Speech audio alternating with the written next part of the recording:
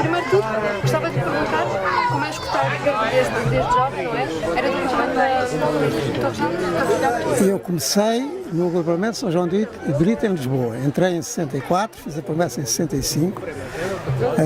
Depois, nesse mesmo ano, começou o escotismo em Torres Vedras, e no seminário de Pena Firme, 64, 65, e eu acabei por me ligar aqui a Torres Vedras e ao Oeste. E assim começou o núcleo do Oeste, com o agrupamento de Torres Vedras e Pena Firme, depois alargou-se ao Dóbidos, ao de Alcobaça, ao de Mafra, ao de Lourinhã. Olha, foi começando esta história toda e trabalhei muito no núcleo nos anos 60 e 70. E para si, como escutar, acha que é imprescindível este contacto com a natureza? Fundamental.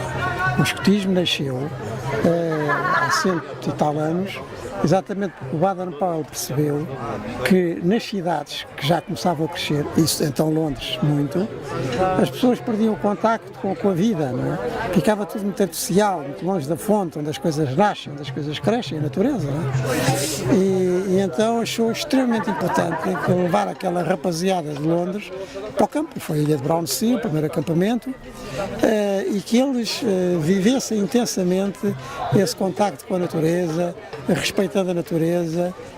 Não era para matar animais, era para observar os voos das aves, os hábitos dos animais, tentarem sobreviver, fizesse sol, fizesse chuva, e na Inglaterra fazia sobretudo chuva, e estarem bem, trabalhar em conjunto para desenvolverem tarefas comuns, para que assim ganharem uma maneira de ser, que é uma maneira escotista, de estar depois na vida, seja na cidade, seja no campo, mas que se ganha sobretudo no campo.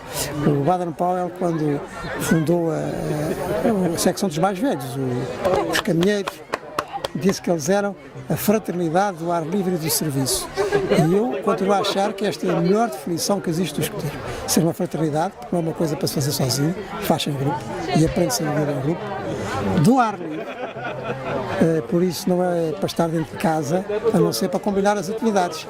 Mas depois atividades fazer fora, fazê-las sobretudo no campo, e do serviço, com o sentido de utilidade, com o sentido de ação positiva no ambiente e nos meios. No seu caso específico, a pergunta era para ir ao encontro desta. No seu caso específico, com tantos afazeres, porque presumimos que não tenha tanto tempo como teria, ou como teve no passado, para acampar e para ter esta vida ao ar livre. Faz-lhe falta, sente Bem, eu aproveito todas as oportunidades. Aproveito todas as oportunidades que tenho. Olha, para andar a pé, mesmo na cidade, o que posso fazer a pé não faço carro.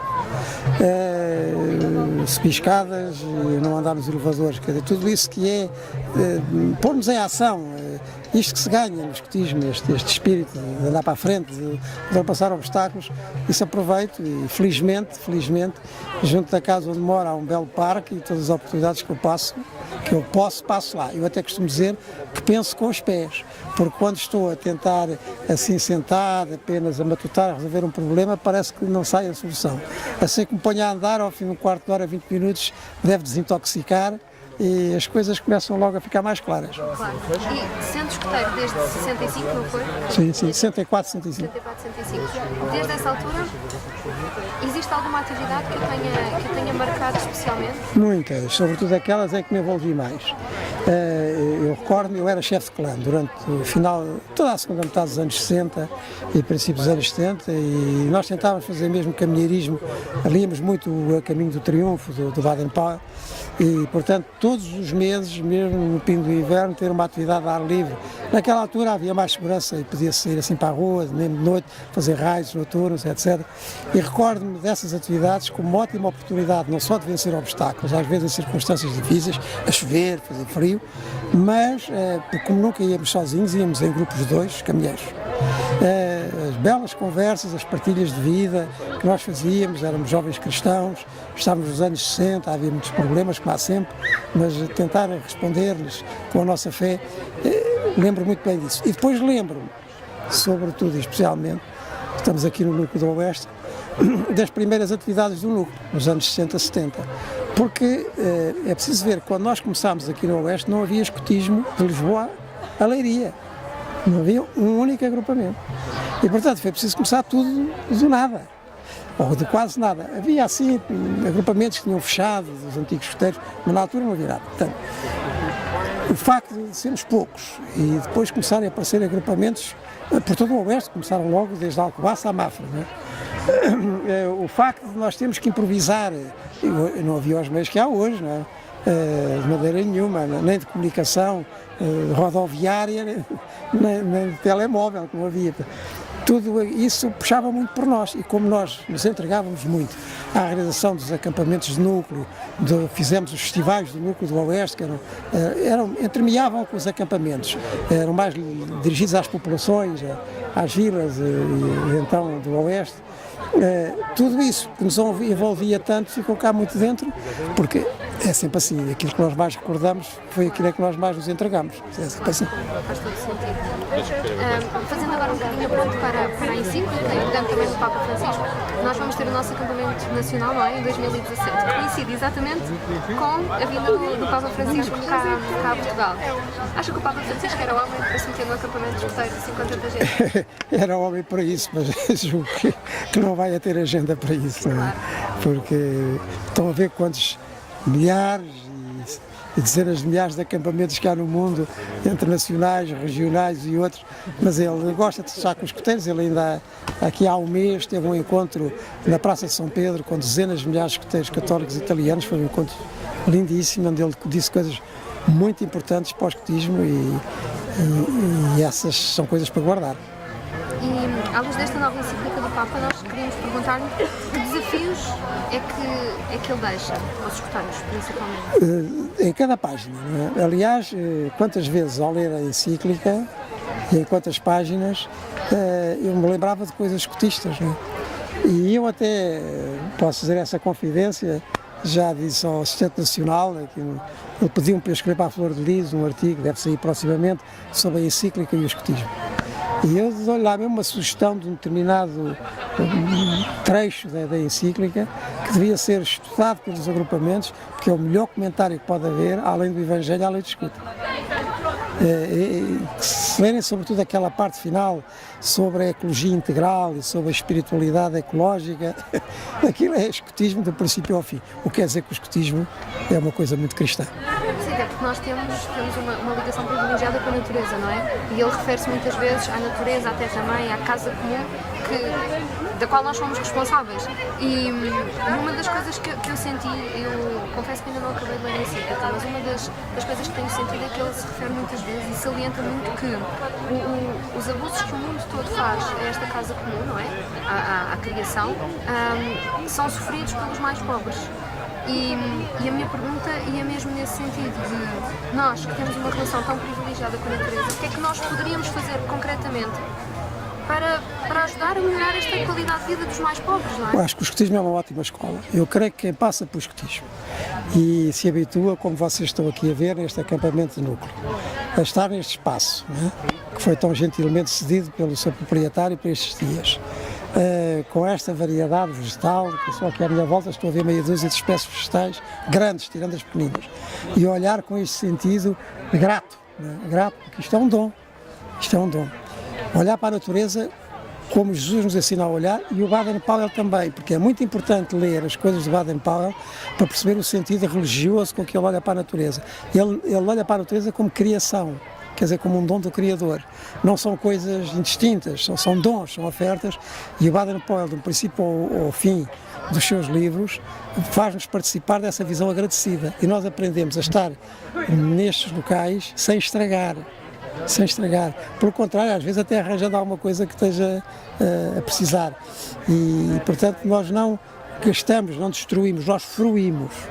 E, portanto, deixamos para os outros. E essa é que é a grande lição, porque é que sofrem os mais pobres e porque é que há tantos pobres? É porque há, infelizmente, muita gente que destrói aquilo que devia ser de todos, não é? E, portanto, não distribui. Quer guardar só para si, até acaba por destruir também, consome, gasta, mas não frui nem partilha. Não é? Sim, e um grande exemplo dessa comunhão com a natureza é mesmo São Francisco de Assis, não é? Que vai ser a imagem, a figura escotista para o nosso próximo ano. E com certeza, Francisco de Assis é notável, porque ele tem esse sentido. Francisco de Assis, isto também se liga ao problema anterior da pobreza e da riqueza. Francisco de Assis vive no final do século XII, princípio do século XIII, numa cidadezinha de Itália, Assis, filho de um mercador, e numa altura em que começava a haver já muita em relação ao anterior, circulação monetária, pessoas que tinham dinheiro, pessoas que não tinham, pessoas que viviam do imediato e pessoas que entesouravam e portanto esse fosso entre quem tinha e quem não tinha era muito grande. E ele abandona a casa do pai, deixa ao pai as riquezas e vai viver uma vida de profunda fraternidade com todos os seres, para manifestar ele, depois toda a tradição franciscana, na melhor mensagem evangélica, aquilo que Jesus já tinha anunciado, ou seja, o mundo de todos e para todos, de fruição e não de estrago. E não seria interessante, por exemplo, incentivar a região, neste caso, porque estamos a falar a nível da região, a esta comunhão pela natureza, passando também pela oração, tal como São Francisco fazia a oração na natureza, mas à natureza, levando a própria natureza. Ou seja, vendo na natureza um dom de Deus que o levava ao próprio Criador, de cujas mãos tudo parte e para cujas mãos tudo volta, não é? Se calhar seria uma forma também mais simples ou mais intuitiva de fazer ver aquilo que o Santo Padre também diz, que todas as espécies são extremamente necessárias para todas. Aliás, é muito interessante ver na própria liturgia cristã. Nós estamos nas coisas, mas às vezes não reparamos, não é? No centro da liturgia cristã ouvimos a palavra de Deus, as mensagens que nos foram dirigidas e foram guardadas pelos cristãos antes de nós, e depois o celebrante, que faz as vezes de Jesus, pega naquele pão, pega naquele vinho, oferece-os a Deus e ao próprio Jesus que se oferece. Mas antes disso, que é o pão, fruto da terra e do trabalho do homem. Ou seja, é a natureza representada naquele pão e naquele vinho que se identifica com o próprio Criador e que volta a Deus. Sim, e nós da terra, com Ele. Da terra que Ele criou, não é? Exatamente. Que nos deixou para nós a cuidarmos e que nós... E regressa à origem, à ação de graças. E assim dá para todos. Exato. Queria só acabar por lhe perguntar fazer outra questão. E também um bocadinho relacionada com aquilo que falámos há pouco. O Papa Francisco refere, e eu achei muita graça a este trecho, não sei se eu consigo explicar muito bem. Ele diz que quando Deus criou o mundo, poderia ter criado poderia ter feito uma criação plenamente desenvolvida, não é? Poderia ter deixado já tudo pronto e desenvolvido ao expoente máximo, e não fez. Quando criou o mundo, criou-o aberto a este desenvolvimento.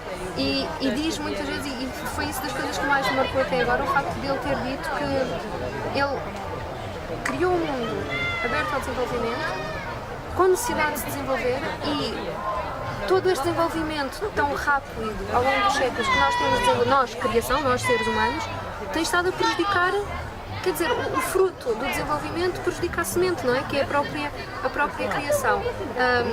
Numa era como esta, tão desenvolvida, em que nós temos tudo, não é? E o que é que nós deveríamos apostar, nós escuteiros, o que é que nós deveríamos apostar em desenvolver?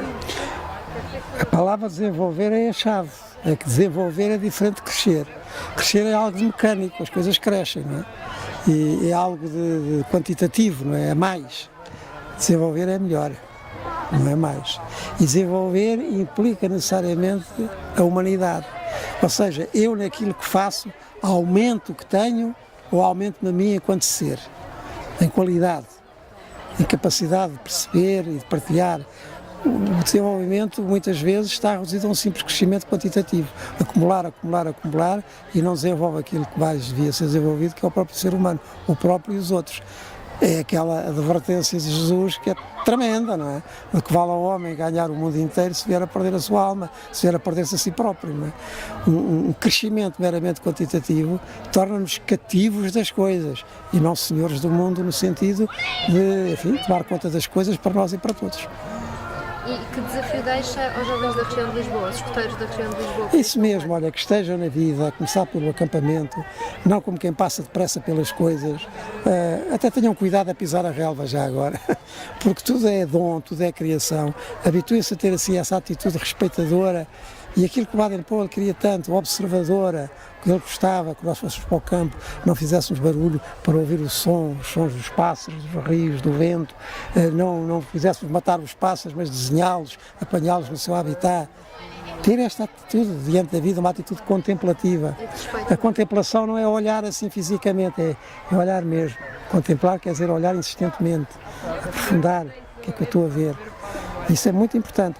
E mesmo nas nossas atividades, isso é bom que seja assim. Não ter muita pressa em chegar, ter muita pressa em perceber. Ir percebendo, ir absorvendo as coisas. Eu nunca me esqueço de uma atividade, há bocadinho estávamos a falar de atividades que fiz uma vez, que foi alguns nos anos 80, era um curso de formação de dirigentes. E era uma manhã de domingo, que era para chefes de agrupamento, era um CAL, assim se chamava, cursos de animação local. E o Evangelho da missa desse domingo era aquela passagem que Jesus diz: olhai os lírios do campo, que eles não fiam, nem tecem, mas nem Salomão, que é aquele grande rei bíblico, em toda a sua grandeza, se conseguiu vestir tão bem como os lírios do campo e tal. E eu disse assim: mas este é o Evangelho, cada um de vocês, saiba ou não saiba desenhar, pega num papel e num lápis, vai para fora, escolha uma planta e desenha. E depois daqui a uma hora aparecem aqui. E eles apareceram, com uns desenhos muito bem feitos, assim com os rabiscos, mas o interessante foi explicarem porque é que tinham escolhido aquela planta. Quer dizer, pela primeira vez aqueles homens e aquelas mulheres, que eram chefes, dirigentes, tiveram uma hora a olhar para uma planta. Olharam. Não gastaram, não consumiram, olharam e olharam-se nessa planta. Isso então foi qualidade. Isso aí foi desenvolvimento, não foi um simples crescimento. Olha, eles nunca mais esqueceram dessa missa, eu também não. Muito obrigada.